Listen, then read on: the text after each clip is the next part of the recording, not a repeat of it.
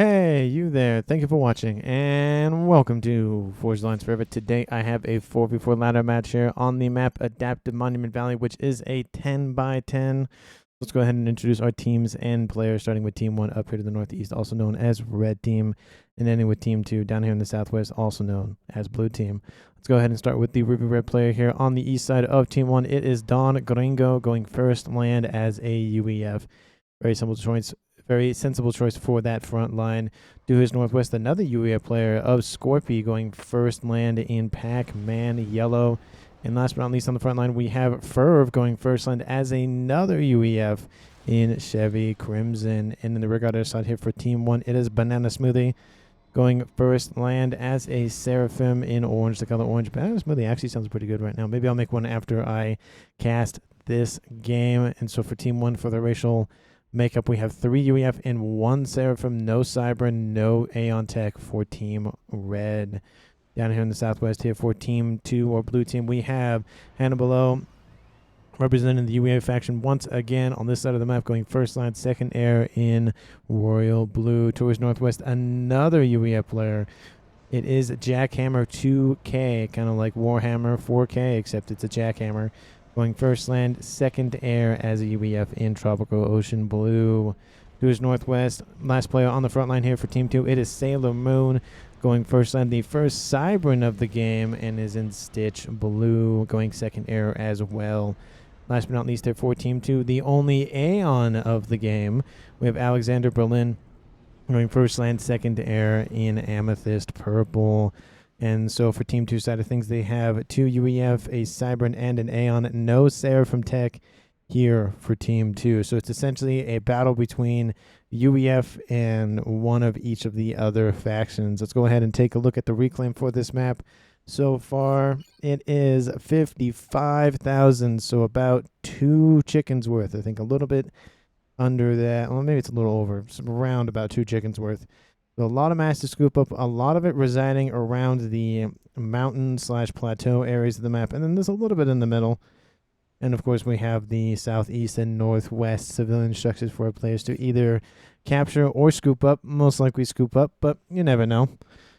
There is a P-Gen in here as well, so would kind of be nice to capture that, but probably would get rid of the energy storage just because it's a volatile structure, and it's a lot easier to take out versus the T2P gen. There is a radar too, but in the corner of the map, it's not great, so it's not really that useful. For the the ratings makeup here for both teams, we have average of 1,300 here for Team 2 and 1,324, so Team 1's slightly ahead. They have the highest rated player in the game of Ferv at 1486. Their lowest rated is 1225. Team 2 actually has the lowest rated player in the game of Alexander Berlin at 1154, with their highest at 1377. And it is a 98%, so fairly close to perfect, but again, there is no such thing as perfection in FAF. We have transports from 2 players out here from Team 2, one from Alexander and one from Sailor Moon. They're going for this northwest and north plateau section. We already had a drop here by Team 1's player of Ferv, establishing some mexes, but it looks like there is an Aurora here, and that will be able to take out that engineer, but doesn't drop it off just yet. Sending in an air scout, might decide, oh, we have a reclaim off. Let's see who ends up winning that fight. Doesn't matter because the Aurora kills it anyway. It's going to go for a land factory here, try to secure this northern plateau, and that'd be a huge grab for Team 2. Build some artillery, build even just T1 fervors for the Aeon player of Alexander, just to harass Team 1 here. No, sorry, Team 2 player of Alexander, not Team 1. To the southeast, not really a whole lot going on. There was a drop here by Don Gringo as well, trying to establish a corner of the map, kind of just outpost, kind of out of the way. Team 2 won't really know about it right now. If they fly air scout over, they might. Well, they will see it, but I don't think they'll fly it to the exact corner. Team 1 has also landed 1 engineer. Looks like there was a skyhook that landed on top of it and then was destroyed. I think that, no, that's not a skyhook. That is a UEF transport. Maybe it was from Hannibal or from Jackhammer 2K, but probably from Hannibal. We have 2 comms in the middle here for Team 2. very devoid of comms here for Team 1. But we do see one of Banana Smoothie, the rearguard air slot player, moving all the way forward. We do have Scorpy coming in to assist, but Team 2 will have the advantage so far in the middle of the map. Alexander staying back a little bit further than he probably needs to, but he is on somewhat of the front line to help assist if need be. We are going to see a collision here from both teams here on this eastern side. This area of the map's kind of hard to navigate. You have a thin kind of avenue over here to the east, and then you have the much wider, much easier way to traverse through down the middle here. And there's a couple like mexes here and here, kind of in these little alcoves, so it's kind of hard to really navigate. We see another drop here by, who is this? No, yeah, that's Hannibal. They're going to reclaim that engineer and then take over that mechs and then build their own radar to ensure they have a nice little vision going on. There's still this base down here in the southeast corner here for Team 1. We'll see how much that ends up being online and how many units they can pump out. The northern plateau base here for Team 2's player of Alexander is starting to be under threat from some strikers and some engineers. Engineers are reclaiming one another. They're trying to build that PD as fast as they can. Are they going to reclaim that one, and then reclaim that one? That engineer will not finish that plasma cannon. Unfortunately, it's so close. We do have a nice little flare to try to deal with those. The flare does kill off the striker, and Team 2's player of Alexander will hold that position here for now, but I wouldn't be surprised if he holds it for very longer. It is, deep in Team 1's territory. Team 1 is losing the battles for the corners. I mean, they have this one, but not really. Team 2 has the northwest corner pretty handedly to themselves. They're not going for this as of yet. There are a couple of PD on these corners where the civilian base, not base, more like a city, kind of the idea. And so once they take those out, they'll come and reclaim. But of course, the amount of time it takes to take out those PD, Team 1 could build a nice army and try to go after them. We'll have to see how that turns out here for them. We have a couple of upgrades to talk about. We have a T2 upgrade here for Scorpion, almost finished. Gun for Sailor. Verve going for gun as well. So it's going to be combat zones here to the northwest. I don't like it sometimes when I click my mouse in, my scroll wheel to move around the map a lot easier. That's why the cursor disappears. Sometimes I click it and that goes to last notification or something, and that's why it juts a little bit to the left. So it's something to do with, I have very big fingers, I have fat fingers, and so sometimes I just click it a little too much to that left or right. Couple of strikers going after strikers, but there is an ambush happening. Those will be taken out. Hannibal securing this eastern section of the map for his team. Don Gringo not really putting the pressure on him that he could. He has this facility up here. They're going to build that mix in the corner, but there's really not a whole lot here on the ground. It's essentially dead even, but this is going to be a huge grab here for Team 1 for Don Gringo. He's going to take out some backline mexes, even some intel, and this will have to force the comm of Hannibal back. Team 2 hasn't even expanded into the southeast corner as well, so this is kind of a missed opportunity. It's a lot of mass he's leaving on the table for now. But for Team 2 in this northwest corner, they are pumping out units as fast, dual quad facilities online, even getting a radar to help assisting with intel gathering. They're going to push heavily against Furf. He does have the gun, but this is a lot of tanks inbound. He needs to be very cognizant of this, or he's going to be caught unawares very quickly. He's going to have to retreat, or he's going to be kind of surrounded. That force did split up. They're going to try to take out this facility that they know exists just due to the fact that they see on Team 2 shooting fervors, artillery shells at that land facility. Team 1 does have T2 going for T3, and Team 2 doesn't even have T2 air at the point, which is very not in a good position to be in. Alexander focusing more on the land game up here to the north, and I think that's going to drag his team down just a little bit. We do have the player of Jackhammer being in the air slot, which is not really typical just due to the fact that he's usually on the front line. So he has to split between land and air versus primarily focusing on air in the corner.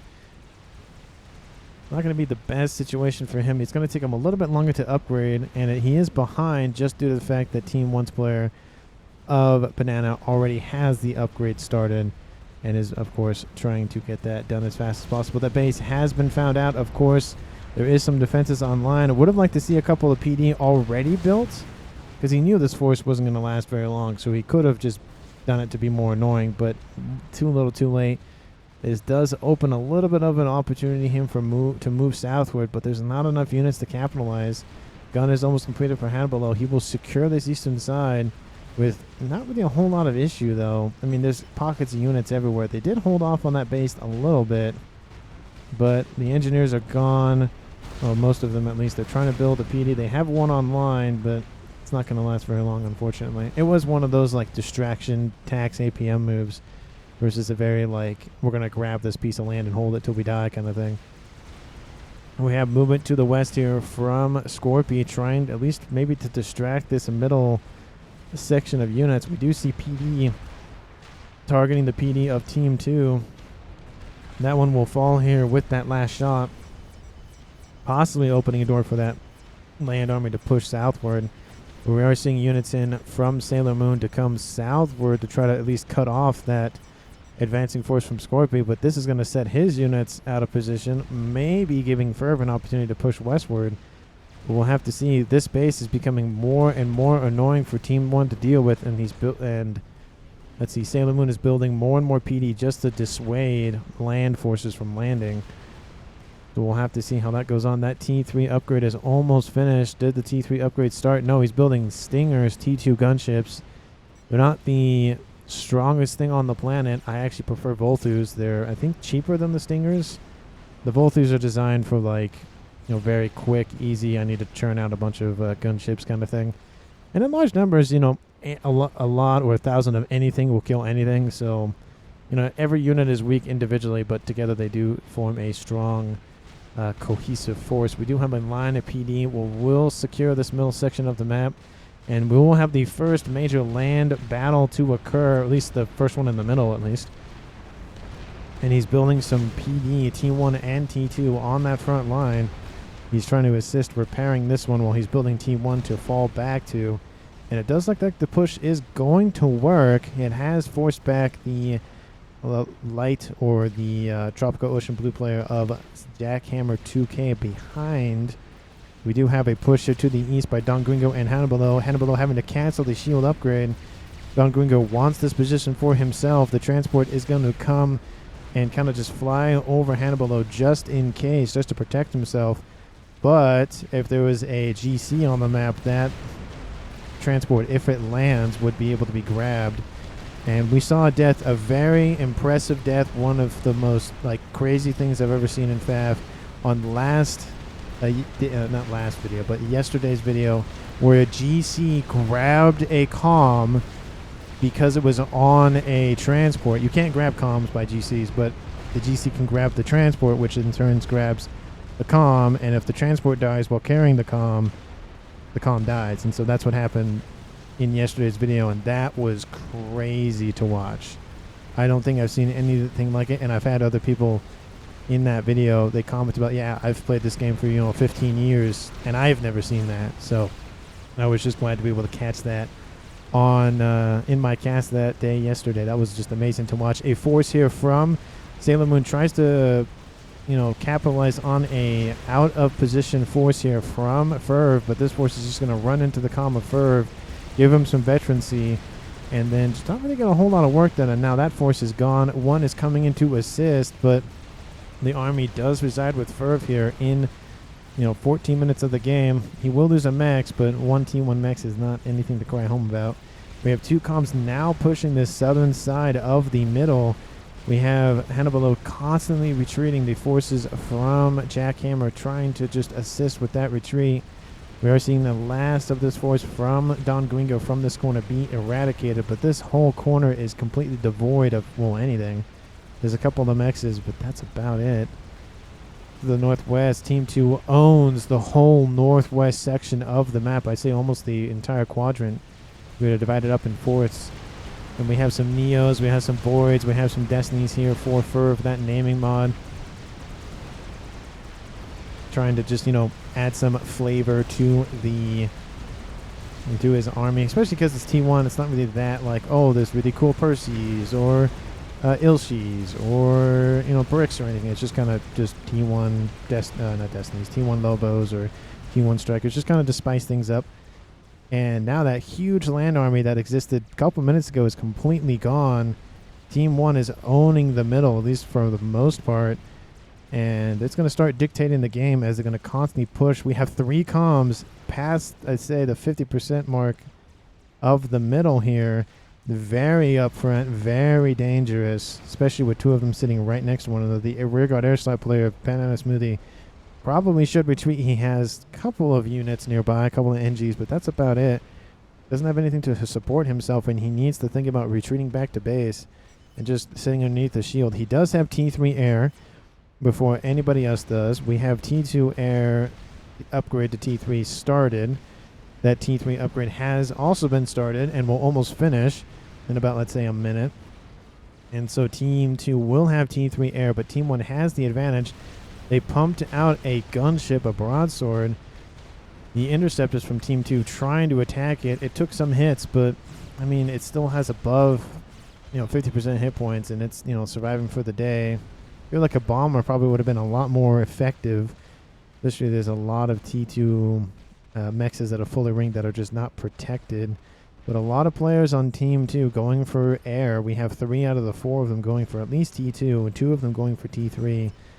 So I think they're going to learn their lesson and put more resources into air. Team 1 only has 1 additional player, and they're staying at T2 for now. We're at 16 minutes. No one has died as of yet. Usually it's at the 20-minute mark that somebody dies. Usually. So we'll have to see how that goes for the next couple minutes. This PD will be taken out. This little intel installation will be taken out. A couple of mixes maybe. But it's a huge front line here for Team 1. We have a decent amount of PD here, a decent amount of PD here. Blocking Team 2 from essentially going straight up the middle and having to go around. We have the comm of Don Gringo doing the same thing over here to the east, essentially locking Team 2 in this section of the map. They don't want the comm, and they want to separate the units out, essentially. And they could run by, but a lot of them will be taken out as they run by. So honestly, the best thing for these units to do is either go full bore, go straight northward, take out this production facility, or maybe try to cut on the edge and try to do a run by. But I feel like Team 1's going to notice that. So these units are kind of just stuck here. The comm is under threat. He does have the shield, so 19,000 hit points will be able to shake off just due to the the shield health. Once it goes down, of course, then I'll have to wait for it to fully regen. But Don Grigo now pumping out some T1 PD just because the comm is starting to get in range. And he is going to use that to take out those T1 units coming to assist the comm. Hannibalo is going to charge the comm of Don Gringo. He's going to build a shield to try to assist with protection. He has 3 PD of Team 1 variety, T2 T2s. Hannibalo is starting to look very wary. He has that shield. He's about to lose it. He does have a parashield coming to his system. This is a large push from Team 2. There's a lot of PD here. It is starting to be focused down, though. All of the Team 1 is gone. T2 is starting to be eradicated as well. We'll have to see how this goes on, but it does look like Don Grigo will probably make it out of there relatively unscathed, and then this force will be taken out for Team 2, or at least most of the firepower is taken out. There's a couple of tanks, T2 tanks, but not really a whole lot. A lineup of pillars to the east, very foreboding. It might be another pincer maneuver here from Team 1. We have a couple of tanks to the west. This army is out of position. Hannibalo cannot defend this base, and so this small little strike force will be able to exert a lot of power over these production facilities. Large army grouping up here for Team 2 on this western side. They could easily run over the middle and cut off reinforcements to this southern part of the middle here for Team 1. It's probably the best move, but they're going to charge straight forward into the Crimson Army. At least that's what it looks like. This production facilities are still online. Team 1 has finally ousted Team 2 from that upper plateau. And now that push is continuing southward, just ignoring the main the main production facilities up front, going for this, very vulnerable position of a couple of PGens in that T2 land headquarters going to T3 as we speak. A couple of units on that ridge trying to do what they can. They're almost at like 45 degrees, trying to do what they can to shoot at those targets. The pillars focusing on the mexes. The PGens actually probably would be a better choice, but these tanks are decently armored, and there is a skyboxer in the mix. taking out those T1 bombers. Forces from Scorpy do come and assist the comm of Don Gringo back on that front action. These units need to move over just a little bit and to be able to take out some P-Gens. We have a Titan on the way with the comm of Jackhammer retreating from the front line to come and assist. Units are given the order. They're coming into range of those P-Gens, but the Titan will be able to do a decent amount of work on these T2 units. What are they going for? I really don't know. You're not going to really score any lasting effects. Taking out the energy would probably be the best situation. We took out both of them. That's essentially all of the power here for Team 2's player below. The first P-Gen goes down. They're going to come back up, but unfortunately the comm is there with a couple of Titans, and that is not going to look good. Not going to last very long here for Team 1's player of Don Gringo. But he has done his main goal. He's ousted his opponent of Hannibal back essentially to his main base, confining him. I think that's what Team 1's goal is to confine Team 2 to the western side of the match or the game. We have a Janus flying over top doing a decent amount of work, taking out a decent column of units. There's a couple of T3 loyalists in here and a bouncer as well. It's going to be a little bit difficult to take out those units, but the T1's couple of Janus taking out, 5 or 6 at a time. Very good grabs. Just trying to reduce that force that may or may not income to their main base here pretty soon. I mean, it's poised to move forward, but it's not worth for sending his forces in just yet. The tech is starting to outmatch him. He has T2, but the T3 loyalist and a brick, that's a lot of hit points to chew through, especially for T1 units. We have 3 of the comms here. All of the comms here for Team 2 are actually essentially in their main bases except for Hannibal trying to stay on that front line. But there's really nothing Team 2 can do about it for the current pressure. There's a lot of emphasis on Team 1 to push directly southward. Essentially what Team 2 has done for the northwestern side. But it looks like they're carving more of the middle out for them. Question mark. Oh, probably just somebody paused by accident. It happens to me once in a while. In the northeast, we have the air grid for Banana Smoothie. I want to say Banana Hammock, but it is Banana Smoothie building up his air grid. Team 2 is starting to do that as well. They're a little bit further behind, but you can always mount a comeback. We do have 2 air grids being built as we speak, or at least kind of a sort of like a hybrid of land and air. But Team 2 is definitely behind in the air game. You can just tell by the fact that Team 1 is just exerting pressure with all of their gunships,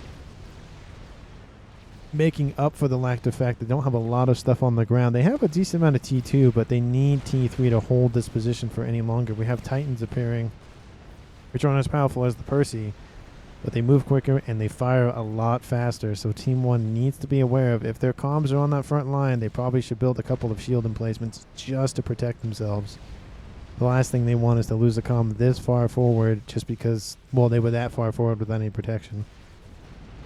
We have a Triad shooting at a Titan. Titan trying to just course by this eastern side. It'll probably drop into the middle of the yellow. Yep, at 12-10. One more shot misses. Actually goes for that striker. We have a missile launching. Actually, no, those aren't missiles. Those look like artillery. Yep, it is a demolisher here to the western side. The UEF mobile artillery. They are, all of the T3 mobile artillery is actually pretty powerful. I don't know which one is the best. If anybody knows, let me know down in the comments. I think I heard the Trebuchet is really good. The ones for the Cybrants, but I haven't done like a shot for shot or DPS comparison against T3 mobile. Usually it's the missile launchers a lot of people use just due to the fact that they fire a lot faster, and the UEF ones can fire while moving, and I think they fire 4 at a time, 3 at a time. They can pump out a lot more missiles faster, but it's starting to wear on Team 1. Team 2 having to play the standoff tactics game just because Team 1 is pushing so much. Team 1 probably needs to step back just a little bit and build up what Team 2 was doing, but you can see all of that artillery raining in, taking out the PD, not allowing Team 1 to have sort of a backup line. Maybe have this force moving from the west to kind of cut off the comm of Don Gringo, but he's going for T3. He's going to, just get super tanky on that eastern side, and we have a run by possibility for Team 2 on the southeastern side. They've reclaimed that corner. Both the corners are owned by Team 2. While Team 1 is trying to cut down the middle, we have Team 2 coming on both sides. Bossing going to form a flanking maneuver here. It's not looking good for Don Grego. He needs to retreat. The rest of the columns for Team 1 are in their main bases or on a plateau. So only land forces that are dropped on that plateau will be able to affect Ferv, and he's even modified his name a little bit. We have, again, more and more just pressure on Team 1 on these sides of the map, but the gunships are brought forth. There's no AA in the mix. A huge missed opportunity. And now this Titan's going to feel the wrath of this broadsword. The most damaging in terms of ground DPS. He just deals so much damage. The Seraphim do not have a T3 gunship. They just have the T2 gunship of the... Wait, yes, they just have the T3 gunship. T2 gunship of the Volthu. But the Cybern's have 1 through 3, and the UEF have 2 and 3, and the Aeon have 2 and 3 as well. I don't know why the Seraphim don't have T3 gunships. I feel like they did, but I've never seen... I can't think of them off the top of my head if they have T3 gunships. But anyway, it doesn't matter. We have a large pillar force going up against superior tech forces, but they are targeting the artillery specifically. They're kind of fed up with them being shot at range. And so there's a lot of pillars here. There's not a lot of PD as well, so it's essentially just all the units. There's PD being built here, but it's T1. Not super powerful, but it does fire a lot quicker. We have even some SAM sites being built to try to ward off those gunships. But the Titans being overwhelmed by these pillars, and who's to say T2 cannot go up against T3? Well, I did a couple minutes ago, to be fair. But, again, the superior numbers and the tankiness of the hit points. We have 1,800 hit points, sorry, 1,600 hit points for this tank versus 2,600 with a shield, increasing to 700, so 32. Essentially, 2 T2 pillars have about the same amount of hit points as a T3 Titan with its shield, almost. We have advanced range going down for Alexander Berlin, going for the Aeon Sniper Commander. Want to be a little more aggressive, and yeah, just Team 1 just constantly wants to hold this position specifically. And those Titans do get into the rear bases for Team 2, but they're going to counter a lot of resistance from multiple commanders and, of course, those Titans chasing them. Their main goal was accomplished at taking out those demolishers. And now we have a force here from the player of Scorpion moving across the western side of the map, taking out this little facility. While we're going to go after these T3 mechs here, there's not really a lot protecting them. Pings go down saying, hey, there's something coming, but there's nothing in the area. We have a T3 strategic missile launcher here for Team 2. That's going to be a huge advantage for them. Does Team 1 know about it? They do know about it. They are fully aware of it. There's essentially no excuse for not having it. SMD of some sort. The best position would be, I was going to say, yep, protecting these 2 bases, and probably Ferv building his own. We have artillery forcing the comm of Ferv back. He probably wants to be a little bit inside this SMD range. And they are building a chicken in the back. It's interesting because we have a Seraphim commander with UEF engineers, and they're going to build their own Stone Ager. And he's built just wow, this is very interesting. The Seraphim player is essentially building all UEF tech, which is very weird. I mean, you would think that the Seraphim commander would just build Seraphim units, but he wants those gunships, and you only get those with the UEF, the Cybern's, or the Aeon, and since Team 1 is essentially all UEF, that's your only choice. Very interesting makeup for him. Sharing technology, very important. Now all they got to do is just share the shields, and they will be set. There's even a Novax planned here for Team 1 as well. Does Team 2 have anything else besides the nuke? No, they're building a Fat Boy 2, and they're building their own SMD. Probably a smart idea.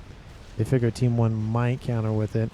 We are seeing a lot of forces being diverted to try to cut off this incoming threat of Percy's and a couple of these Cougars. We even see some skyboxes in there as well, just to assist with flak. You want a mixture of both flak and like SAM sites or direct weapons fire. So like the lightning tank would be a good example of a single fire target versus kind of like an AoE effect with flak. Kind of want a mix of both, especially when you're defending a base, because sometimes they throw gunships and sometimes they throw just a bunch of strat bombers. So you need a little bit of mix of both just to help defend. And that army is going to push southward. It will take out that Cougar that was a little bit too far forward, to be fair, but these Percys will eradicate this position. Team 2 is going to lose their T3 UEF land headquarters, which essentially means they can't build any more Percys till they fix it. I thought somebody died, but no one has died yet. The comm of Don Gringo has retreated. Just saw the writing on the wall, especially with that nuke. That position would be a prime target, taking out a comm and a frontline position here.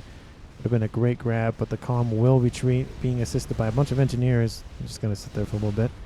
Team 2 needs to push this eastern side. That's their weakest point. There's a lot of emphasis on Team 1 going through the middle and on that northern side. This eastern side is very weak. Be a great opportunity for Team 2 to just push eastward, but they're constantly wanting to run into this position. You know, we have a bunch of T1 and T2 PD just trying to hold them off, and they're doing a great job, especially with Percys coming to assist. This line of Percys goes, I'm not going to push forward. That's not a good idea, especially with this Monkey Lord that has been built. It is going to chase them. It does have some range on them, but we do have a T3 bomber over top. We have a couple of them, actually, and Team 1 needs to respond with this with their own ASFs, but they're staying in their main base for now. We have multiple SMDs being built here for Team 1 to protect against the nuke, but we already have an SMD loaded. Did Team 2 load their nuke yet? No, they have not. They were a little bit slow on the loading. Team 1 did know about the nuke essentially before it was built, but the ASF for Team 1 come in to take out the strat bombers, but there's a lot of ASF here for Team 2, and that will give air control for Team 2. A huge victory for them. Team 1 has held it for specifically the entire, essentially first half of the match, and so, it's not full air control, but it's, very close to full. We have Titans taking up Percy's, the old rivalry between those two units, the slow-moving, either rapid-fire or slow-firing units. We do have a Fat Boy and a Chicken pushing westward. Team 1 has really no issues except that this Monkey Lord will finish. That'll be a huge just annoyance. We even have still more strat bombers by themselves. It's not the best idea, honestly. Team 1, I was going to say maybe he's trying to lure the ASF in, and it does look like the strat bomber will get back there in time. The command was given to go after it and then retreats. Probably was hoping if those ASF would just keep flying southwardly, but doesn't look like it. That Chicken is going to cut around the southern little side of that really weird, like whatever you want to call this mount, really weird plateau looking thing. That Monkey Lord just kind of not being pushed that much. This position is kind of starting to be more of an annoyance. That Fat Boy will help a tremendous amount. It's a good thing Don Gringo fled, because this position not looking good. It's holding, but just barely. With 2 experimentals on that front line, not going well. But we have artillery, and it's targeting the Fat Boy directly. The Monkey takes a couple of shots of those. But that Fat Boy is going to churn out against all of those clean cameras. Couple of them under shielding, couple of them not. And that will essentially give Team 2 the advantage here. But with a lot of Percys kind of just waiting for that Monkey to push forward. And there's even some Percys coming in to assist as well. These secondary guns on the Fat Boy opens up. When those get activated, stuff is too close. But these Percys need to keep moving. They're going to be out of range, and they do die off. Artillery is forcing those experimentals back more and more. A lot of the PD is distracted because there's a couple units sitting essentially right out of range. Some of them do get shot, but there's some of them kind of hiding behind. Oh, never mind, they're all gone. Never mind. The first nuke of the game is launched, going for the base of Ferv. Ferv doesn't have any protection. He's going to cut the difference between the two. Ferv is sitting well out of range. I think this facility will be fine. Team 1 getting bombarded by some T1 bombers. Here comes the nuke. It is inbound. I think the Pigeon is gone. No, it does take everything out. Just on the edge of both. Just still has a lot of his mexes, but Ferv's eco, which we haven't even really talked about for 30 minutes, is severely diminished. Team 1 was probably in the lead, or very close to being in the lead. But now it's Team 2 at 840 per second versus 8 Oh, I jumped to 900. Is that reclaim related? Oh, maybe not. Maybe that's not reclaim related. Hold on.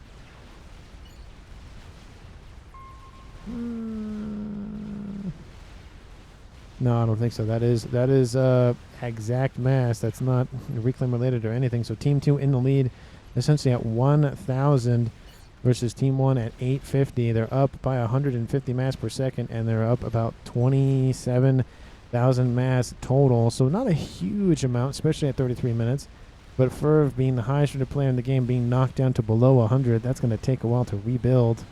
He has engineers trying to spam up what he can. Another SMD here from the player Banana Smoothie, pumping out Rascoms, trying to extend his eco further and further and have it be mobile as well. It's always an advantage to be able to be like, oh yeah, you want to target my artillery? No, artillery.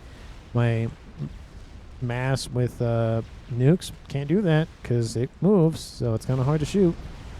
Lots of shielding around everybody's bases down south, except for the mass, which is a little weird, but wanting to protect. We even have an artillery being built here by the air player of Alexander Berlin. But Team 1 still owns the middle of the map, and Team 2 starting to slowly lose their influence in this corner. Team 1 has just really struggled against Team 2 on this western side. There's a lot of artillery just trying to force this Fat Boy back, and it's lost more than half its hit points. It's actually producing some Cougars as we speak. You love to see it, but it is taking a while because Team 1's player, Ferv, just doesn't have the mass. Doesn't have a lot of mass points to his name as well. And it does look like Banana Smoothie expanding his air force as quickly as he can. Has a couple of broadswords, has a couple of spy planes just for some intel gathering. We even have Scorpy pumping out his own Rascoms as we speak. There's another nuke launcher going to be filled up here pretty quickly. This one has been filled as well. So 2 anti-nukes in the clip.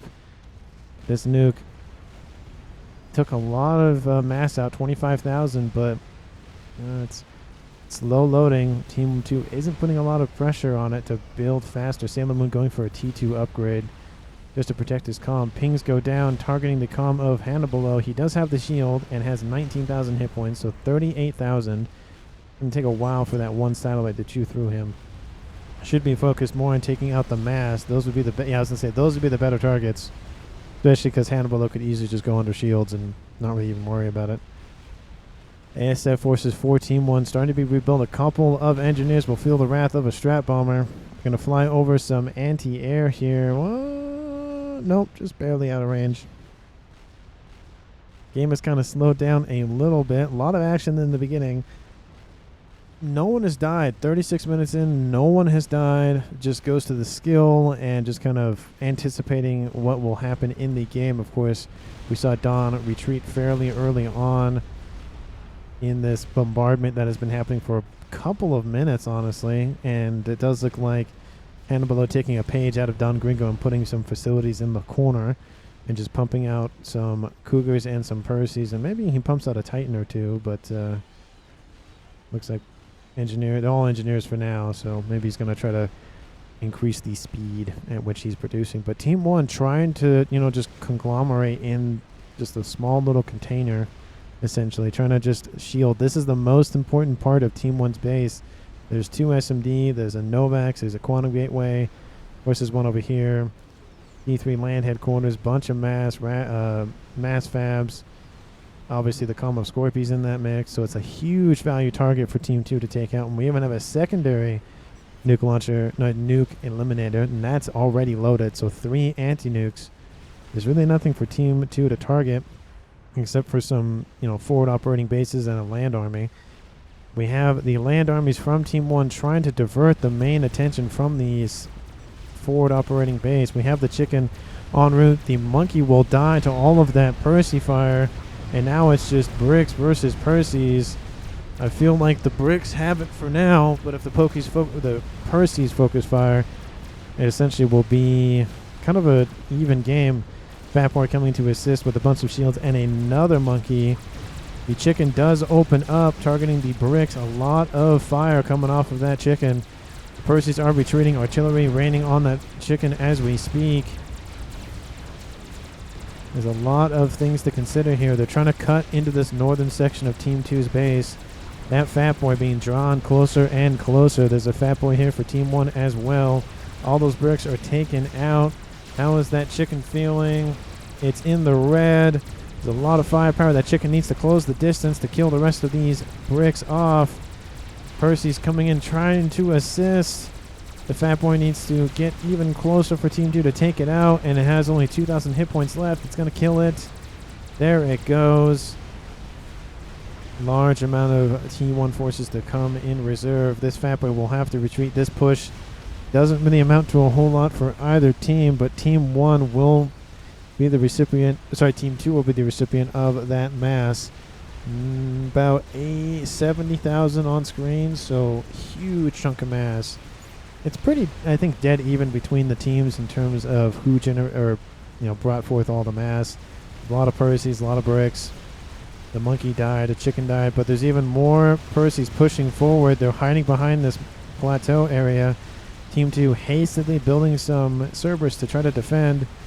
And we'll be able to do a decent job up that. The Team 1 force is holding that push off. There's nothing happening, but one solitary little broadsword's not going to do a whole lot against the Sam.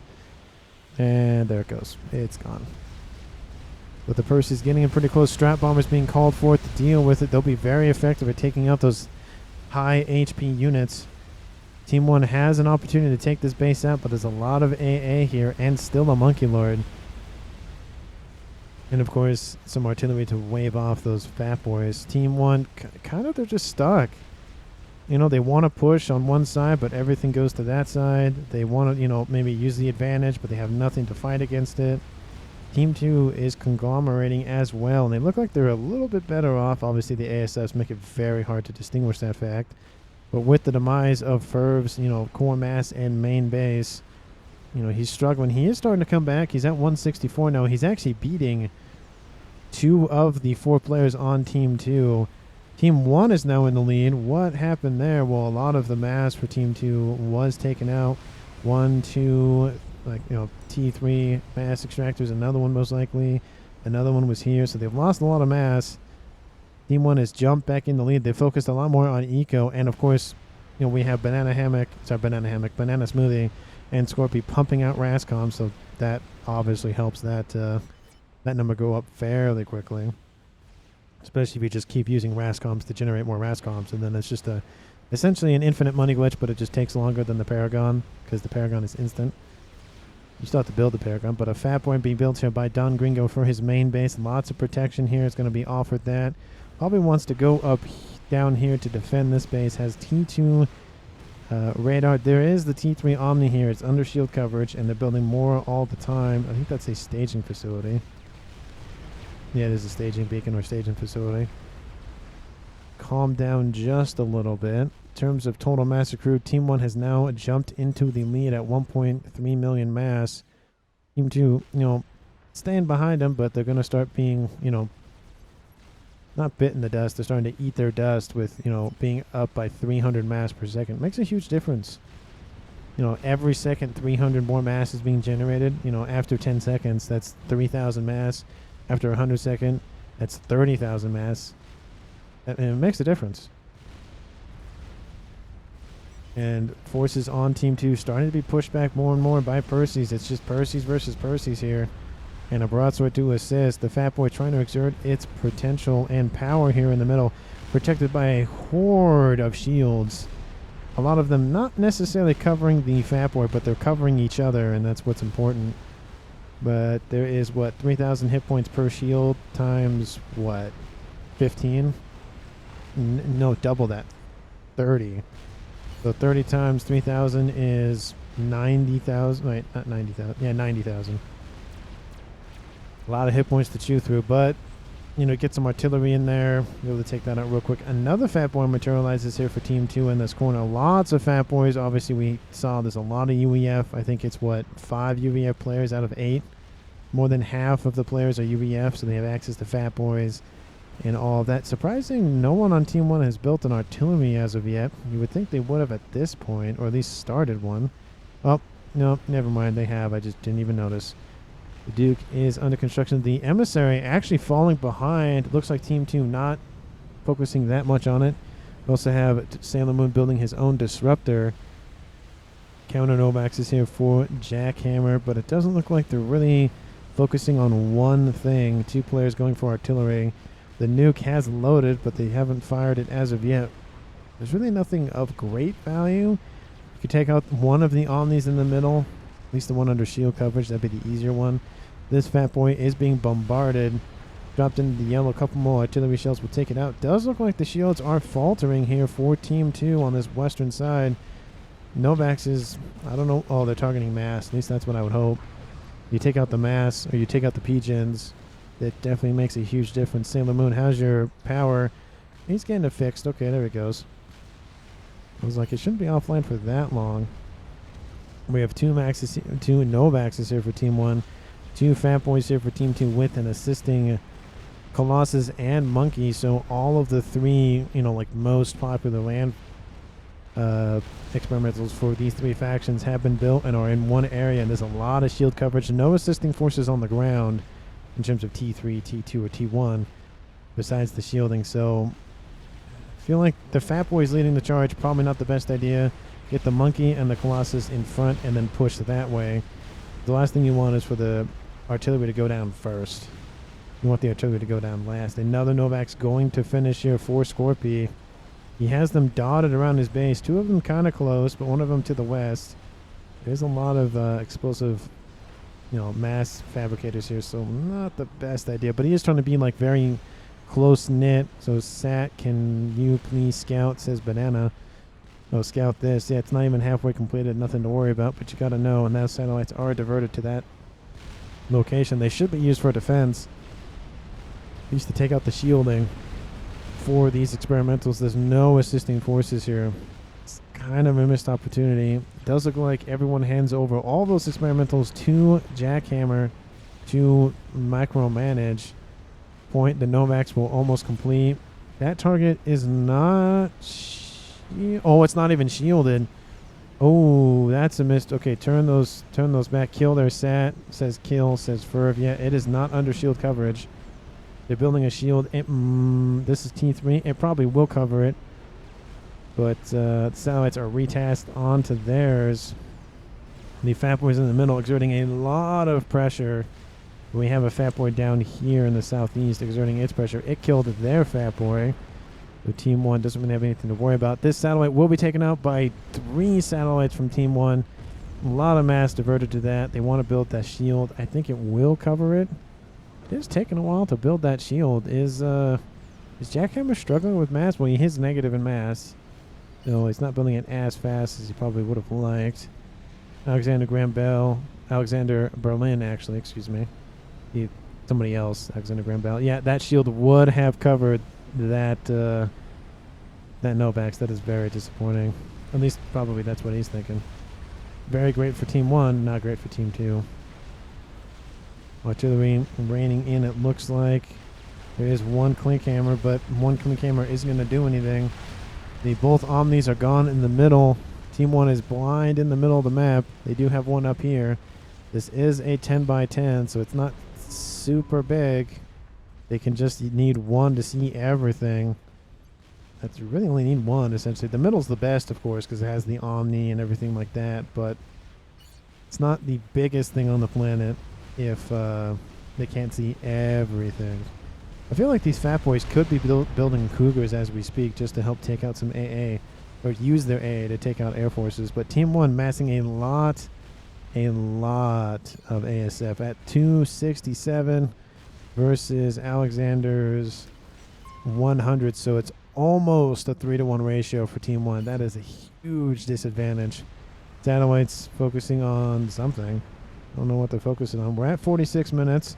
Team 2 should be thinking about how to end the game. No one has died.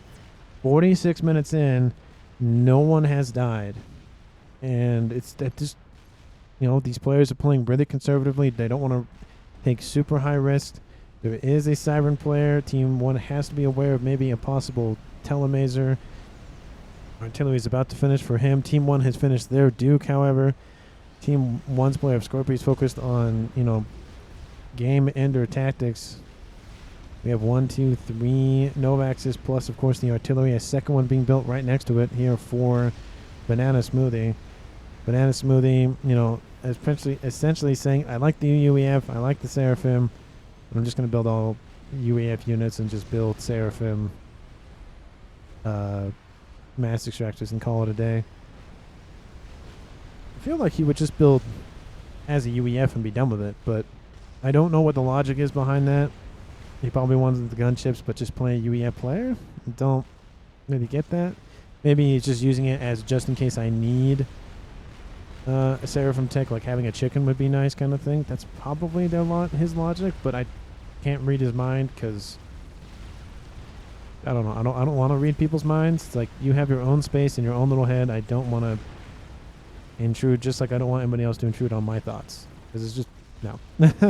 I like my thoughts in my head, their thoughts in their head. But if you're playing Baldur's Gate, you can do this thing called detect thoughts, where you just essentially read somebody's thoughts and can gain nice little intel advantages and use that to against that individual.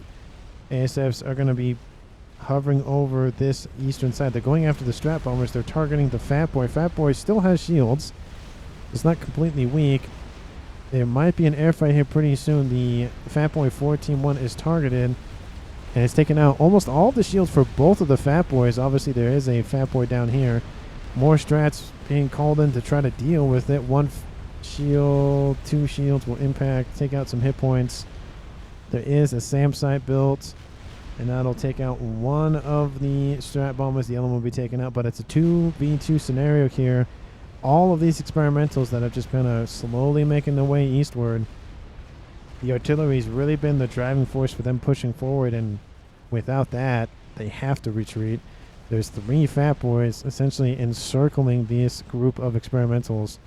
The first Colossus is going to divert its attention to this position. The Fat Boy notices that and goes, I gotta get out of here. We have some Ravagers being spammed up fairly quickly, I might add, and a line of T1 PD. The Colossus will be diverted. Fat Boys are still firing. Both of them have no shields. It's just not looking good for Team 2 here in the middle. They're trying to make a play, but with no assisting forces, nothing to really like, we're going to just take a lot of damage, but keep pushing. Team 1 goes, nope, not going to deal with that. Monkey in the northwest trying to take advantage of Crab being almost completed. That'll give a huge amount of weight here for Team 2 on this western side. But there's still a lot of defenses with these Perseus. They fire a lot of damage with all their shots, especially with Team 1 just churning them out. So many missile defenses, actually so many missile launchers, excuse me, for Team 1 Scorpy. Wants to try to assassinate some Colossus or whatever with just his missiles. The second Duke has finished here for Team 1, and is it just going to be a matter of Team 2 capitulating? Yes, the shields are down on the air grid. The 3 satellites in conjunction with the artillery just pummeling Team 2's player of Alexander Berlin. Still, no one has died. 50 minutes in, and no one has died. I don't think I've seen a full evacuation on the channel so far. Will it be the first game with an entire team just saying, okay, we're done. We're not going to win this game. We'll just retreat and play another game later. But with 2 artillery and 1, 2, 3 Novaxes with a bunch of Fat Boys now being the main focus, Team 1 is thinking they are in the lead. They're in the driver's seat. And Team 2 has officially recalled. The entire team recalls. And that is a win for Team 1. No one died. No one died that entire match. The Team 2 not quits, but recalls. Which is essentially just quits. Doesn't control K. Doesn't, die. Lives to fight another day. And I feel like that was the move. Team 2 had it for a while. They had a lot of pressure coming up from this northwestern section. They took out a lot of the mass here for Furf. He was, on the back foot for a long time. Team 2 had the early nuke. Team 2 had almost the early artillery, but just didn't seize upon it, didn't focus it hard enough, and therefore Team 1 was able to build up enough to hold off. Obviously, Team 1 was, spamming out the RASCOMs from at least 2 players, 3 players actually. And then I think Ferv was going to do that as well. So all 4 players on Team 1 going to spam out RASCOMs. Team 2, on the other hand, I don't see any quantum gateways. That was an air grid. There's one down here. But just that, I mean, they do have a Novax that was just completed as well. But Team 1 focused more on the eco harder than Team 2. And it just showed that they were able to churn out so much more. Team 2 kind of was a little more lax than they probably should have been. They could have pressed the advantage a lot quicker, and they might have won the game with it, but they held back too much, and that was pretty much their downfall. But no one died, so first game where no one died. And again, thank you so much for watching the video. Please like and comment down below what your favorite moment of it was. And of course, if you haven't hit that sub button and you've been enjoying this video or just my channel in general, let me know by hitting that sub button. Thank you so much for watching, and I will see all of you in the next one.